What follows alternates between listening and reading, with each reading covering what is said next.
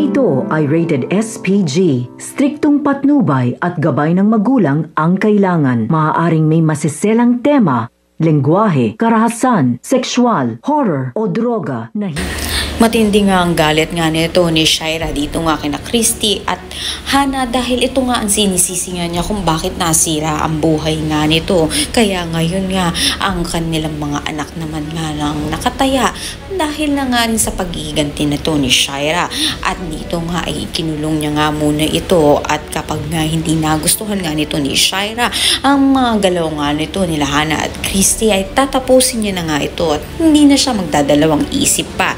Sa kabilang banda naman nga patuloy ang pag-alala naman nga nito nila Carmen dito sa bahay nga nila at malaking posibilidad nga kaya na sa kanyang paghihintay ay humingi na rin nga kaya siya ng tulong sa mga kapulisan upang sa gayon nga ay matunto na nga itong ang kinaroroonan nito nila Shaira at nito nila Franco at dakipin na nga ito dahil na nga rin sa masamang ginagawa nga nito at sa pagpaslang na nga rin dito nga sa inosenteng tao na si Connie. Kaya naman pakatutukan nga natin dito kung magtatagumpay nga sila Shaira sa kanilang mga plano dito nga kila Hannah at Christy at matapos nga nakakayang patahimikin nga ito nga sila Bidi at si Tori.